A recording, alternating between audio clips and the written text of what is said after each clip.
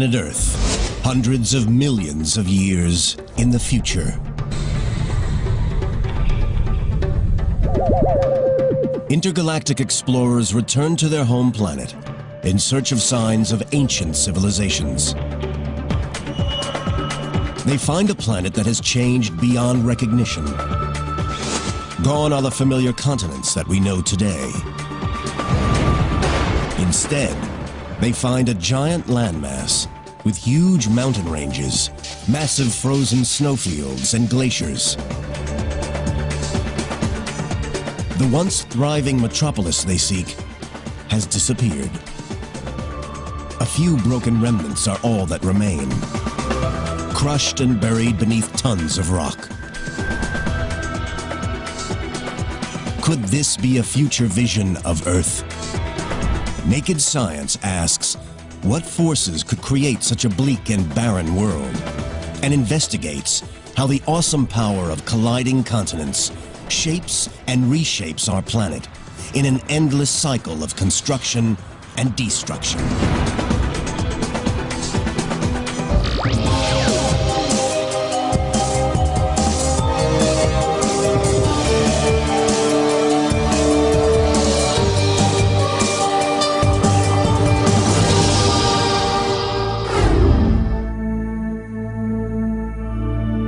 Our world, the Earth. From space, it's easy to see the distinctive pattern of land that makes up the continents: North America, South America, Africa, Antarctica, Europe, Asia, and Australia. Giant landmasses separated by oceans that stabilize the environment with hospitable weather patterns, suitable for civilization and cities to evolve and prosper.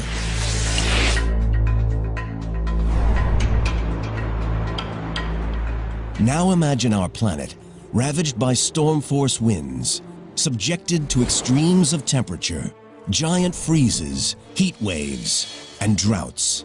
A world where cities are crushed and destroyed, where Africa tramples New York underfoot, and London freezes at the North Pole. The geological future of New York is going to be rather traumatic. North America and Europe are going to collide with one another. The world as we know it will be unrecognizable.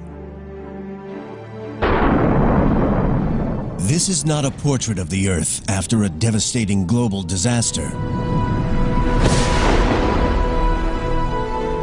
This is how nature will shape our planet many millions of years in the future.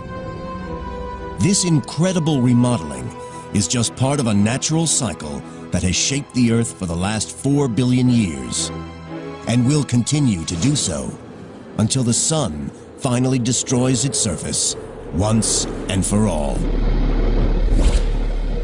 Today, our continents may seem solid, safe, and forever fixed in place, but they are none of those things. These great landmasses are constantly on the move. Speed up the last few billion years, and one can see the continents sailing across the globe. Powerful forces deep within the planet rip the continents apart and then smash them together in an ever-changing cycle of death and rebirth. Oceans disappear, mountains crumble, and rise again. Landmasses form and reform. Colliding continents are the mightiest force on Earth. When we look at the history of planet Earth, we see that it is full of change. Change is part of nature, and this change continues today and will continue into the future.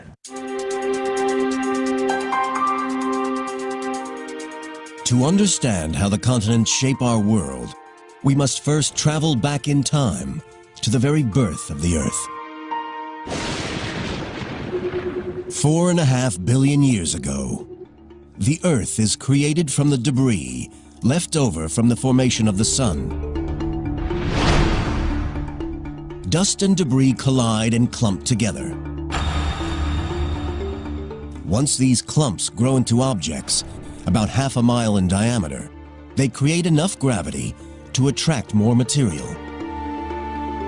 Slowly, these clumps grow into as many as 20 planets. As these new planets orbit the Sun, they begin to collide.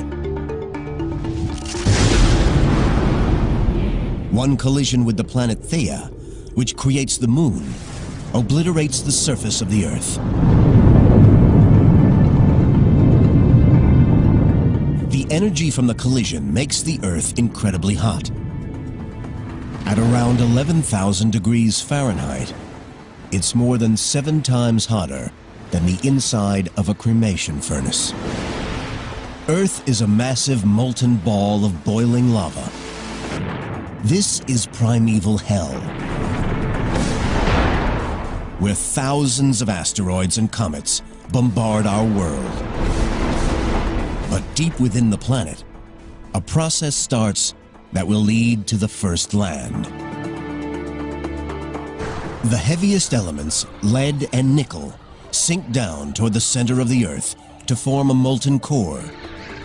The lighter elements, including oxygen and silicon, rise toward the surface, where they erupt in volcanoes of molten rock.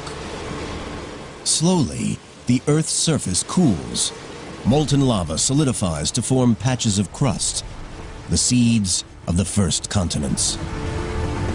But even as the first land is born, it faces a battle to survive. We were being bombarded by a large number of asteroids very early in the history of the planet. So there's a lot of dynamic change from being walloped by giant impacts, disturbing things. Geology professor Sam Bowring is an expert in early Earth and the genesis of the continents.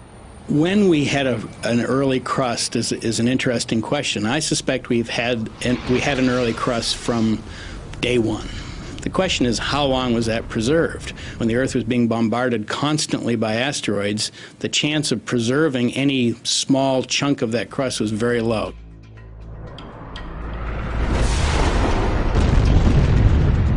The relentless bombardment destroys the new planet's crust almost as soon as it forms. This recycling of the surface continues for many millions of years. But as the flux of asteroids began to wane, and as the Earth matured a little bit, I suspect the early crust lasted a little bit longer. Eventually, the barrage from asteroid impact slows down. The surface of the Earth continues to cool. But the Earth is missing one vital ingredient: oceans. Where Earth got its water has been a controversial topic over the years. I think most people now think that many meteoritic bodies actually contain quite a lot of water. Water carried by meteors and asteroids may form the oceans that surround the first continents. The Earth, 4.4 billion years ago. Our planet is now 150 million years old, and the first primitive landmasses have formed. They are not like the 7 instantly recognizable continents of today. They are just small rafts of rock floating on the mantle. But now a type of rock appears on the Earth's surface that will form the nucleus of future continents. A rock buoyant enough not to sink into the bowels of the Earth. Granite. In South Africa, in the Kaapvaal region southwest of Johannesburg, geologists examine ancient granite that has survived the ravages of time. These are the ancient remains of what some people consider to be the first true continent. We're looking at the relics, the remnants of the first continental nuclei. This is one of the oldest, but certainly the best preserved continental nucleus in the world. Geologist Alex Kisters studies how granite formed the first continents. The rocks here are so important because they are remarkably well preserved, much better than anywhere on Earth. And that allows us actually to study processes that were involved in the formation of these early crustal rocks. Kisters is collecting samples to date the age of the granite.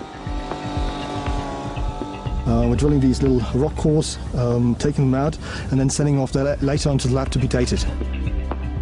Dating rocks is a complex process because over long periods of time, the minerals can break down and reform into new rocks.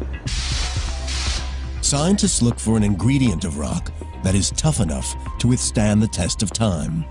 The answer is zircon, a crystal that is made inside molten rock as it solidifies. Even if the rock is destroyed, the zircons are durable enough to survive. Zircon is an incredibly interesting mineral, and it incorporates uranium and excludes lead, and that sets us up to have basically nature's time capsule. To illustrate this process, imagine that this hourglass is a newly formed zircon crystal. Sand in the top represents uranium. The sand in the bottom represents lead. Over millions of years, the uranium in the zircon turns into lead. Measuring the relative proportions of sand in the top and bottom of the glass reveals how much time has passed. Uranium's relentless decay into lead gives us a natural clock. Using this technique, geologists date this granite at 3.5 billion years old. This makes it some of the oldest rock on the planet. These rocks make up a major part of what is known as the Kopval Craton.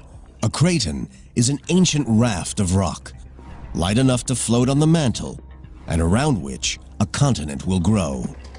Ancient cratons have also been found in the heart of the Australian and North American continents. The craton here in Kopval in South Africa stretches for 463,000 square miles. It's almost twice the size of Texas. Without granite, the craton and modern continental crust wouldn't exist. Granite forms when minerals in the crust melt, then react with water, cool, and crystallize. Because it is made of lighter minerals, granite is less dense than other rock in the mantle, so it floats on the surface and mixes with other rocks to form rafts of land. The Kopval Craton is not totally built from granite. The oldest rocks here are these amazing pillow lavas exposed along the Komati River. 3.5 billion years ago, they form under the sea as lava emerges from an underwater volcanic vent. Upon contact with water, the lava immediately gains a solid crust, which then cracks and oozes additional large blobs called pillows. These rocks are amongst the oldest that we know. It's basically identical to pillow lavas that we see on a recent ocean floor or in settings like Hawaii. The Komati pillow lavas begin their life on the ocean floor, but are pushed up out of the sea to form part of a continent. But where did the granite come from? To create it, you need the right mix of minerals. A new theory suggests that life itself may have provided the missing ingredients. It may sound like an outlandish idea, but there's some evidence that living organisms that use photosynthesis appeared around the same time that the continents began to grow, 3.8 billion years ago. Scientists suggest that early organisms, microbes, help speed up the breakdown of rock emerging at the Earth's crust. Over hundreds of thousands of years, this rock breaks down into new minerals, which sink back into the mantle. Deep below the surface, they heat up and form granitic magma. The magma rises into the protocontinent, freezes, and forms huge solid rafts of granite. Now stabilized, the craton begins to grow, forming new baby continents. But cratons are not the only factors at work. More powerful forces are building up deep within the planet. Forces that have the power to rip apart landmasses and smash them together, changing the face of the planet forever.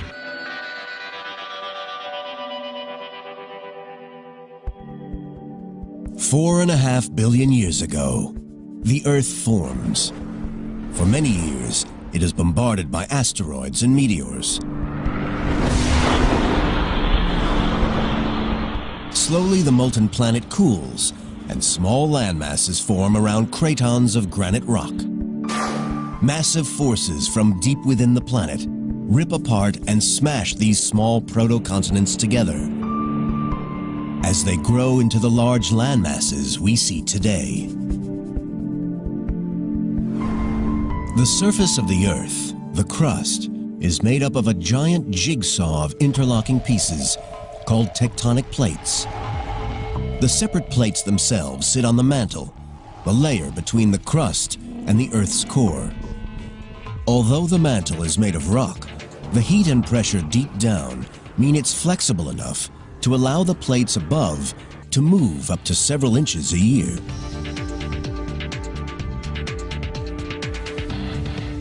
Evidence for the theory of continental drift was first proposed in 1912 by German scientist Alfred Wegener. He noticed that identical fossils were discovered oceans away from each other. Paleontologist Professor Mark McMenamin of Mount Holyoke College in Massachusetts is an expert in fossil records. Wegener noted that a freshwater organism cannot cross a salty sea. And so if you find the fossils of a freshwater organism or a land creature on two continents that are now greatly separated by distance, they must once have been closer together. By identifying like fossils on different continents, scientists can map which continents were joined in the past. The fossil distributions will tell us where fossils occur and how the continents must have been juxtaposed. Fossils that are identical but occurring in very different parts of the world imply that the continents have drifted. When he first proposed his theory of continental drift, Wegener was laughed at. The idea that continents could actually move was considered preposterous. The problem was, he didn't know how the continents moved. The missing mechanism wasn't discovered until the 1960s. Plate tectonics is powered by heat. Plate tectonics is being largely driven by the fact that the interior of the Earth is much hotter than the surface. The temperature at the center of the core is 10,000 degrees Fahrenheit. It's as hot as the outer parts of the sun. Much of the heat is left over from the collisions and massive bombardment during the early days of the Earth. The rest comes from radioactive decay of heavy elements in the core. Heat escaping from the core creates convection currents in the next layer of the Earth, the mantle. The process is like a lava lamp, where heat from the bulb at the bottom creates convection currents in the oil, pushing the synthetic lava upward. The heat melts part of the mantle and sends plumes of magma, molten rock, rising to the surface. It rises between cracks in the plates, creating new rock that pushes the plates apart. I think that plate tectonics is virtually inescapable on this planet. It's an exceedingly efficient way to cool the interior of the Earth. This formation of new rock splits apart and separates the plates and the continents sitting on them. Today, the majority of this new rock forms under the sea, creating vast interconnected volcanic mountain ranges that extend through all the major oceans of the world. One range can clearly be seen at the bottom of the Atlantic Ocean, along the Mid-Atlantic Ridge. It stretches more than 12,000 miles from the sub-Antarctic to the Arctic. It comes to the surface in a few places. Iceland was created from volcanic lava, bubbling up at the junction between the North American and Eurasian plates. It's one of the few places on Earth that one can actually see continents being pushed apart. We are watching here geological structures that you cannot really watch anywhere else. It's like a big textbook of geology. This is where the Earth's crust is being made. Paul Einarsson, professor of geophysics at the University of Iceland, monitors the mid-ocean ridge where the continental plates are splitting apart. The ridge in Iceland is almost 3 miles wide. On one side is the North American plate, on the other side, the Eurasian plate. The rift here grows as new rock forms at its center, pushing North America and Europe away from each other. The Atlantic Ocean widens and the two continents drift apart. Eventually, the Atlantic could become as big as the Pacific. To measure how fast they're splitting, Einarsson takes global positioning system readings at specific points along the plate margin. We put the antenna right on top of the point, and then we can calculate the exact position of this point in the world with respect to the center of the Earth. Although the ridge appears calm and there's no magma rising to the surface, Einarsson's measurements show that the two continents are drifting apart by around an inch a year. So by the end of the century, Europe and America will be almost 8 feet further apart. The movement in Iceland is typical of the processes shaping the continents since their birth 4.4 billion years ago. It's part of the great cycle of the Earth's continents. The new crust, created at the mid-ocean ridge, moves away, cools, and eventually sinks back into the Earth. When the first proto-continents formed, there were several interconnecting tectonic plates, constantly bumping and grinding against each other, pushing the new land over the planet. Today, the Earth has over a dozen plates, some colliding together, some moving apart. They are powerful enough to move a continent the size of North America over 3,000 miles in 200 million years. That's 15 miles every million years.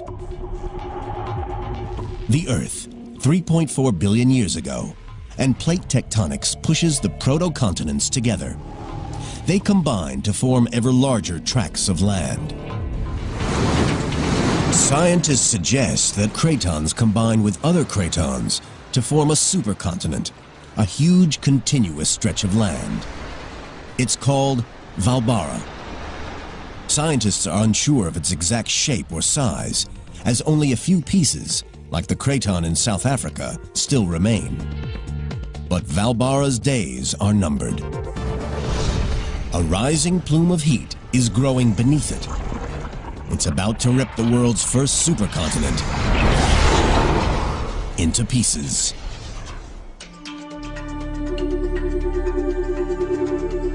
$2.7 billion years ago, Valbara, the world's first supercontinent, still dominates the planet.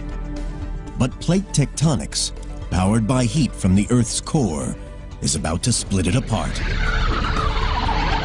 Rock is a good insulator. When a continent gets very large, the rock traps heat beneath it. As it gets hotter and hotter, a plume of superheated magma builds up beneath the giant continental mass. The temperature continues to rise, and pressure in the mantle increases. Eventually, the crust can no longer contain the pressure, and the hot lava breaks through, ripping the land apart. You can see this process happening today in Africa. Heat from the Earth's core is ripping the continent apart.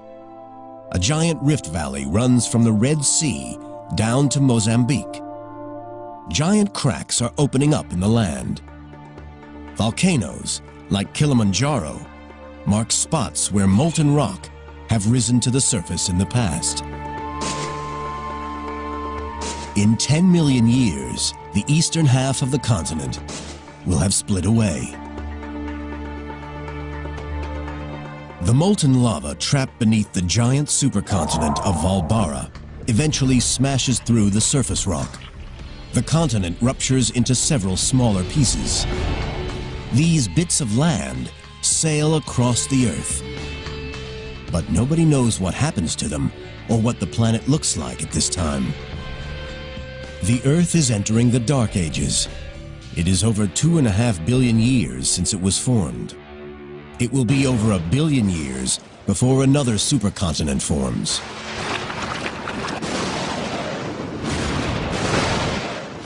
The Earth is entering a deadly cycle of destruction and rebirth.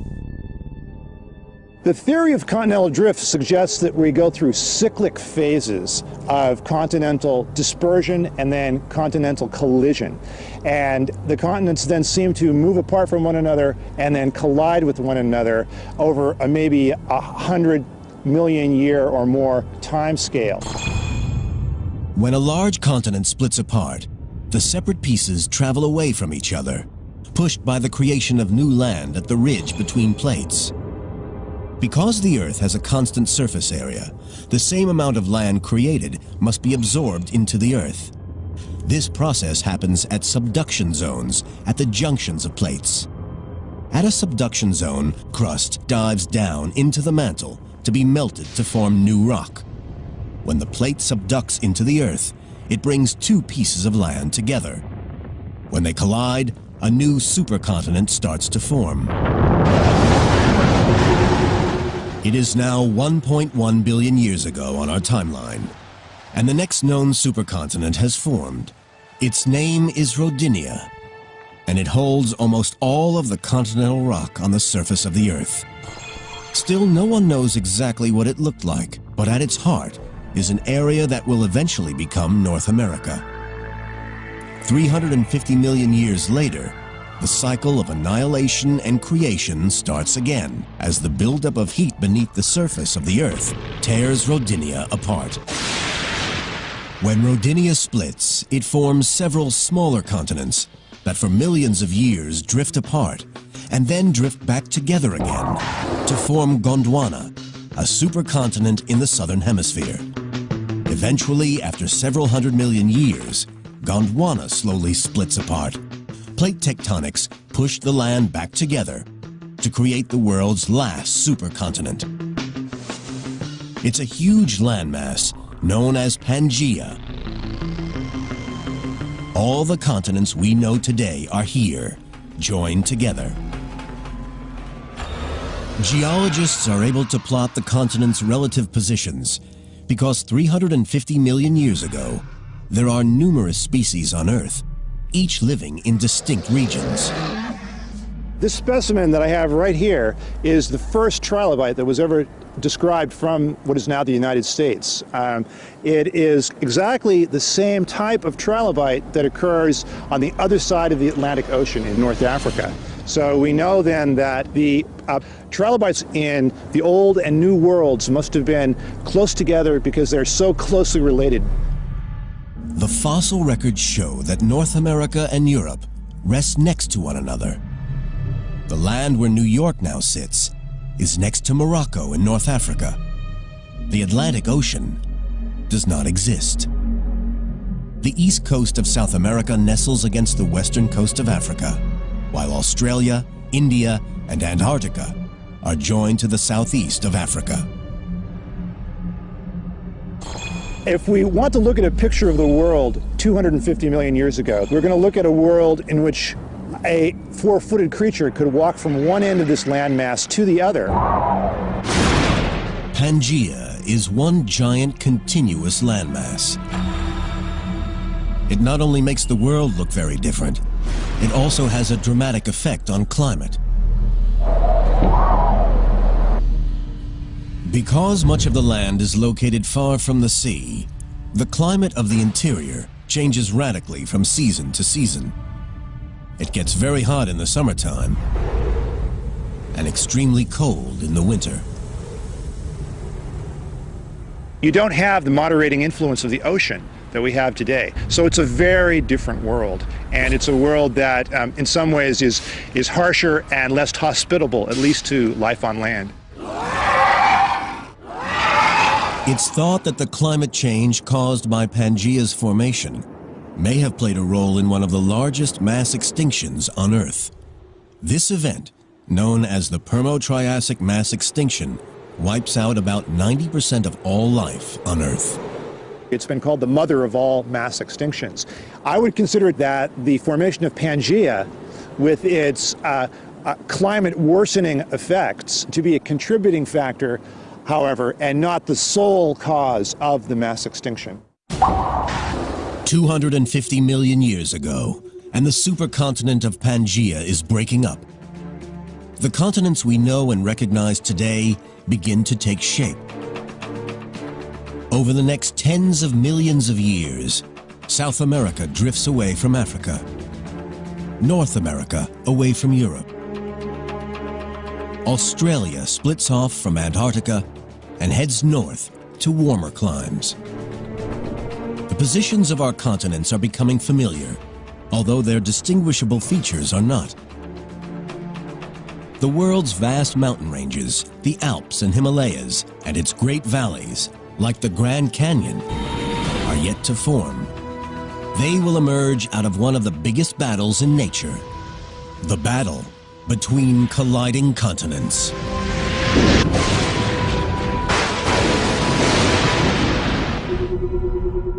Earth, 100 million years ago. The continental map of the modern world is gradually becoming recognizable. But a battle is still raging between the continents that will change the face of our world forever and create some of the most extraordinary geological features on the planet. As the continents move slowly across the Earth, crust and rock is dragged back down into the Earth at subduction zones between the tectonic plates. But when continents collide at the plate junctions, sometimes there is a battle for supremacy. If neither plate will submit and drop down to be consumed by the mantle, then both the continents slowly smash and grind into each other. These pinch points of continental collision build mountains.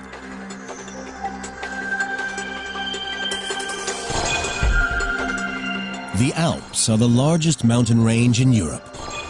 Higher than the Rockies, the Alps stretch from France in the west through Italy, Switzerland, and Austria to Slovenia in the east. Their formation is a direct result of a continental collision between Africa and Europe.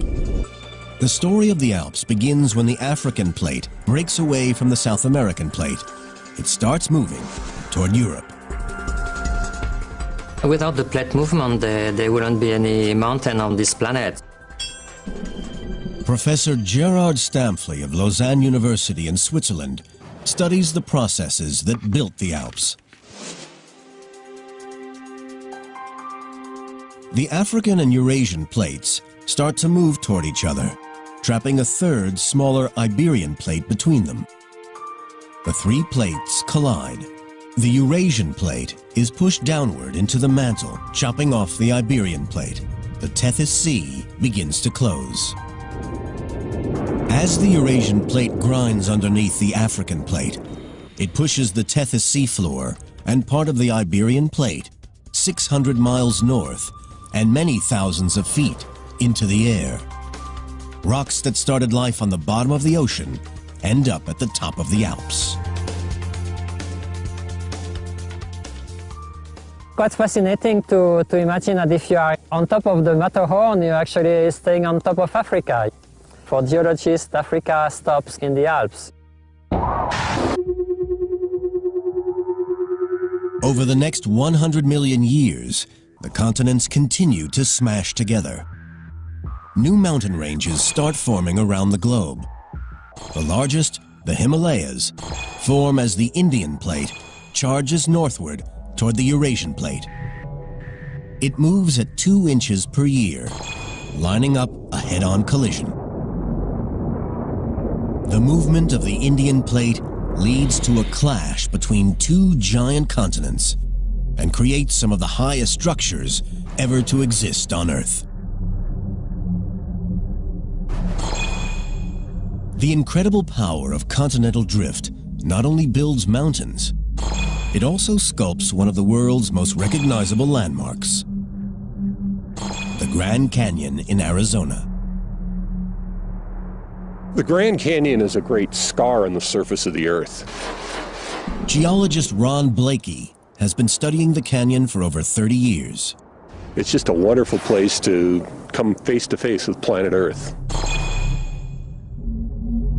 The Grand Canyon is 277 miles long and up to 18 miles wide. At its deepest, it stretches down for over a mile. The gorge exposes the interior of the North American continent. It's like looking through the pages of a book. Each layer tells a story about the past. One of the really neat things about Grand Canyon is as we go up the walls of the Grand Canyon, it's just like going through a time machine. Layer upon layer of rock reveal the geological history of North America, from present day to 2 billion years ago. The deeper you go, the older the rocks. By studying the layers, Blakey can piece together the history of the canyon. He finds some of the most interesting evidence at the very top: fossils of ocean creatures. Wow, this bed's the jackpot here. What we have is an extraordinary example of a Permian seafloor. The most important thing it tells us with respect to the Grand Canyon is that this area had to be near sea level when these rocks formed. Now it's 7,000 feet above sea level on the rim of the Grand Canyon. So something had to happen. Either the sea had to fall 7,000 feet, and we're pretty sure that didn't happen, or this landscape had to be uplifted 7,000 feet. We're pretty sure that happened. 250 million years ago, the canyon starts to form as a result of a collision between the Pacific and North American plates. They collide with such force, the North American plate thrusts more than 2 miles upward. What was once seabed rises over a period of 15 million years to form a vast plateau far above sea level.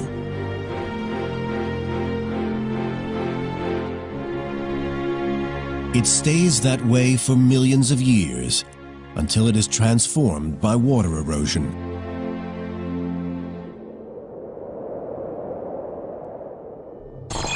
"6 million years ago, several hundred miles south of the canyon, plate movements open up the Gulf of California to the sea.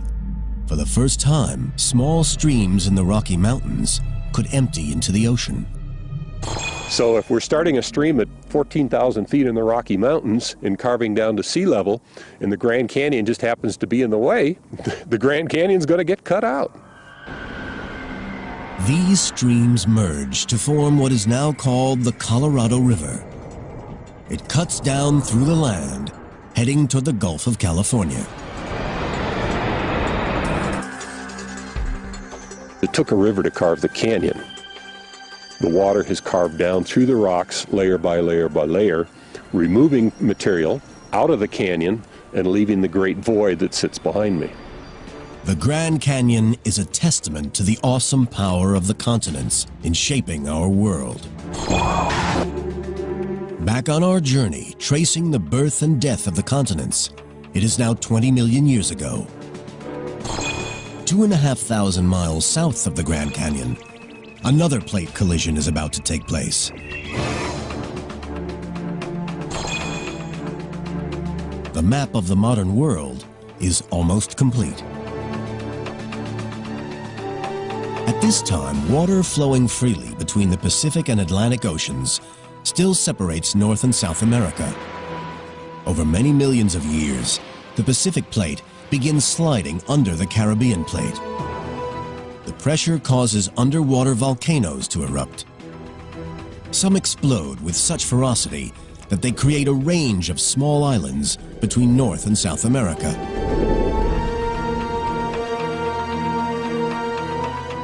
Over the next 17 million years, ocean currents deposit sediment in gaps between these new islands. Gradually, the sediment builds up and compresses to form land bridges between the islands. 3 million years ago, the Isthmus of Panama, a narrow strip of land, finally joins North and South America. It separates the Pacific and Atlantic Oceans. The flow of water between the two stops, and ocean currents must take new routes. This causes yet another change in the climate of our planet. It changes the movement of warm seas around the globe, disrupting weather patterns, possibly pushing the planet into an ice age. Many species are wiped out. The continents as we know them today are formed, creating the nice, hospitable environment for human civilization to evolve and thrive on planet Earth. But how long will it last? The forces that power plate tectonics are still active and will tear our continents apart once again. They will build a new world, one that may trigger another mass extinction and push humanity to the brink of annihilation.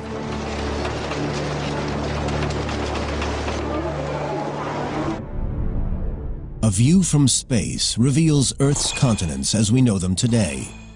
There are 7 in total, but some are separated by a political divide rather than a geographical one. Africa-Eurasia is a supercontinent comprising of Africa, Europe, and Asia. It stretches from the Siberian Plateau in Russia to the Cape of Good Hope in South Africa. A spectacular route across 3 continents, incorporating dramatic climate change, vivid scenery, and diverse cultures. However, Africa-Eurasia isn't the only supercontinent on the planet. Because the Panama Isthmus links North and South America together, they too can be thought of as one vast landmass. And if the Bering Strait between Russia and Alaska were to freeze over, it would be possible to walk from Cape Horn in South America to the Cape of Good Hope in South Africa. A journey of around 25,000 miles. But this won't always be possible, for powerful forces deep below the surface continue to send the continents hurtling across the globe. A process that started at their birth 4.4 billion years ago, and one which will continue long into their future. What we're observing at the moment is only a snapshot of the Earth's global cycle that has been undergoing for the last 4.5 billion years probably, and will be undergoing, even if we're not around anymore.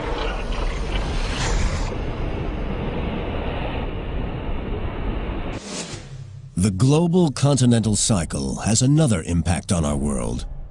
It causes many natural disasters. Plate movement creates stress points, which lead to volcanic eruptions. As continents split apart, instability at the plate junctions causes earthquakes that rip apart whole communities. This one, on October 8, 2005, in Pakistan-ruled Kashmir, killed nearly 75,000 people and left up to 3 million homeless. And when plates subduct into the earth, their death throes produce devastating waves. The 2004 Indonesian tsunami is just one demonstration of the terrifying power unleashed when plates move. Such natural disasters are part of the continental cycle, and they're not going to stop. Plates moving is something we have to live with. There's nothing we can do about it. It's going to happen. There are going to be big earthquakes in California. There's going to be a lot of damage. There's going to be loss of life.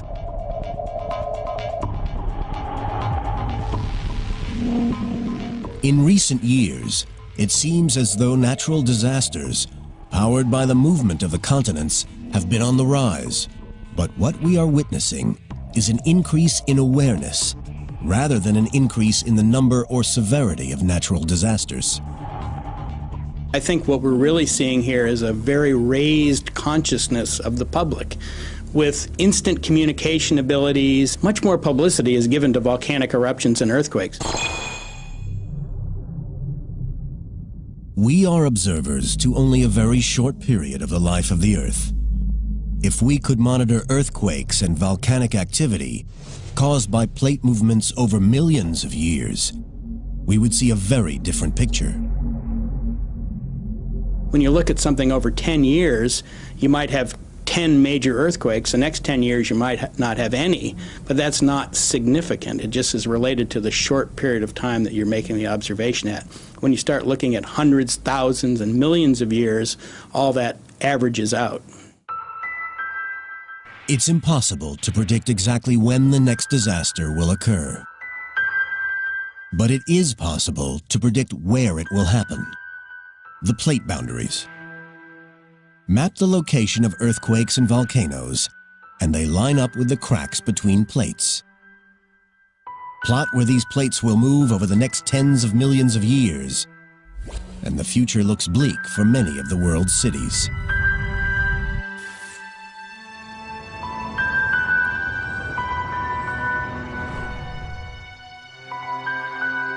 So what will our world look like in the future? 50 million years from now, the Atlantic Ocean will widen, pushing New York further away from North Africa. Meanwhile, in the southern hemisphere, Australia will be on a collision course with Southeast Asia, and in Europe, Africa will head north, closing the Mediterranean Sea. A new mountain range will form where Italy and Greece once stood.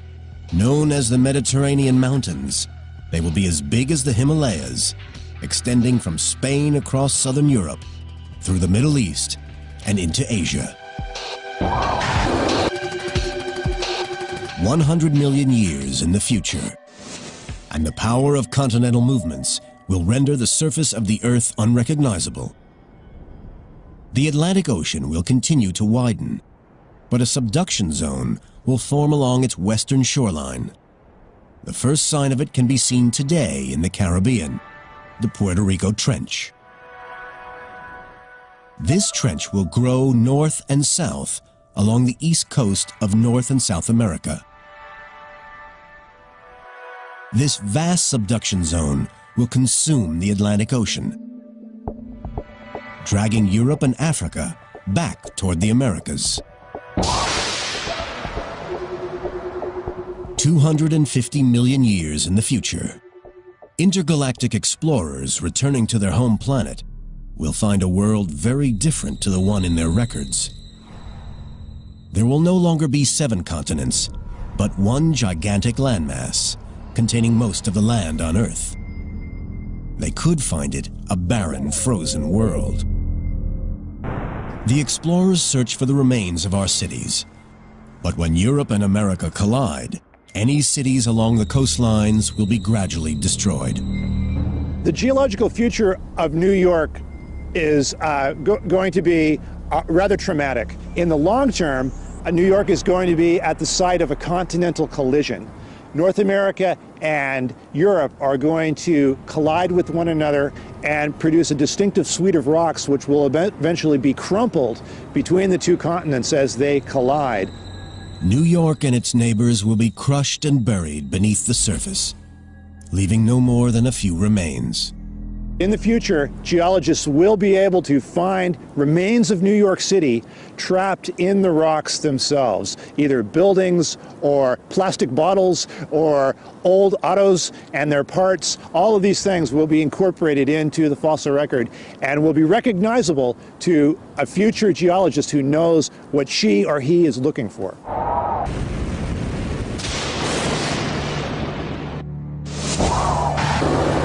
Because of its similarities to past supercontinents, this future landmass is called Pangaea Ultima, the final Pangaea. Nearly all the landmasses in the world will be joined together. Pangaea Ultima will probably experience climate extremes, freezing winters and scorching summers. This deadly weather could have devastating effects on all life on Earth. The implications for the human race are interesting to speculate about.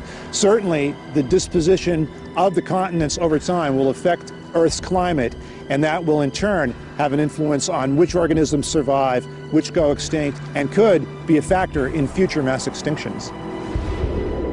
The world we know is inching slowly toward its own destruction. The processes that shape the surface of the Earth are never going to change. We're going to have earthquakes, we're going to have volcanoes, we're going to have tsunamis and hurricanes, regardless of whether humans inhabit the planet. And so the planet will always be here, probably. Plate tectonics will operate for the foreseeable few 100 million years. The question is whether humans will be here to witness it or not. But even Pangaea Ultima might not be the end of the story. The forces that created it may eventually rip it apart and start the cycle of death and rebirth again. But by then, the impact of colliding continents could have been too much for our species. With our cities destroyed and the climate severe, we may have already left our planet in search of a safer home.